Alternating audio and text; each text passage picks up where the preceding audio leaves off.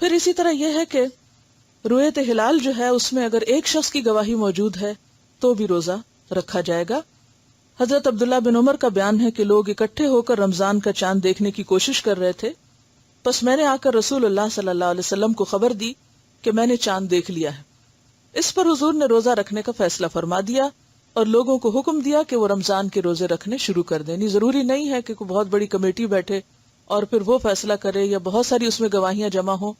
اگر ایک بھی ایسا شخص جس کی گواہی قابل اعتبار ہے اگر وہ کہتا ہے کہ اس نے چاند دیکھ لیا ہے تو اس پر بھی فیصلہ ہو سکتا ہے، کیونکہ سب لوگوں کی نظر ایک جیسی نہیں ہوتی، کچھ لوگ دور کی نظر میں بہت اچھے ہوتے ہیں. پھر اسی طرح آپ صلی اللہ علیہ وسلم دوسرے مہینوں کی بنسبت شعبان کی زیادہ حفاظت کرتے تھے. پھر رمضان کا چاند دیکھ کر روزہ رکھتے تھے.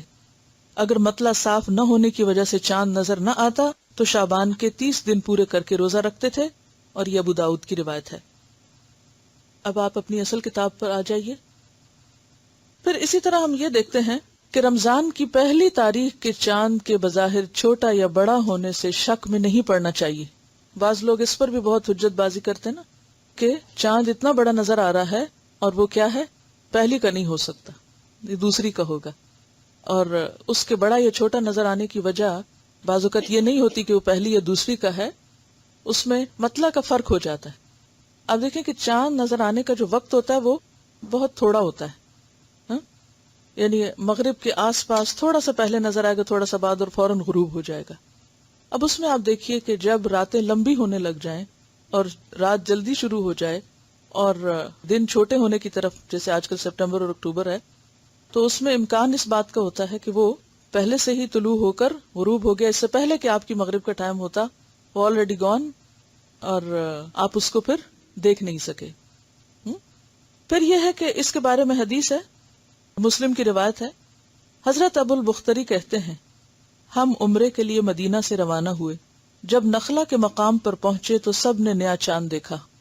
کچھ لوگوں نے کہا یہ تو تیسری رات کا چاند لگتا ہے بڑا ہونے کی وجہ سے، کچھ لوگوں نے کہا دوسری رات کا لگتا ہے. ہماری ملاقات حضرت عبداللہ بن عباس سے ہوئی. ہم نے ان سے کہا ہم نے چاند دیکھا ہے. کچھ لوگوں نے اسے تیسری رات کا کہا ہے، کچھ نے دوسری رات کا. حضرت عبداللہ بن عباس نے پوچھا تم نے کون سی رات کا چاند دیکھا تھا؟ ہم نے بتایا فلاں فلاں رات دیکھا تھا. تو کہنے لگے کہ رسول اللہ صلی اللہ علیہ وسلم کا ارشاد ہے اللہ تعالیٰ اس کو تمہارے دیکھنے کے لیے بڑا کر دیتا ہے، لہٰذا وہ اسی رات کا چاند تھا جس رات تم نے اسے دیکھا. چاہے وہ بڑا بھی نظر آ رہا تھا تب بھی وہ پہلی رات کا ہی چاند تھا.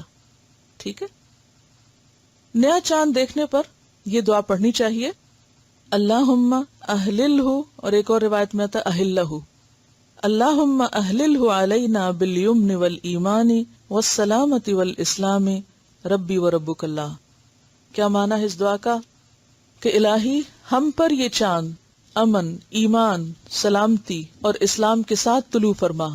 اے چاند میرا اور تیرا رب اللہ ہے. اور ہر مہینے کے ابتدا میں یہ دعا کیوں مانگنے کو کہا گیا ہے؟ جیسے آپ دیکھیے کہ دن کے طلوع ہونے پر ہم دعا مانگتے ہیں، صبح شام کی دعائیں پڑھتے ہیں، غروب ہونے پر، پھر اسی طرح نیا مہینہ طلوع ہونے پر یعنی نیا چاند دیکھنے پر بھی دعا مانگی جاتی ہے.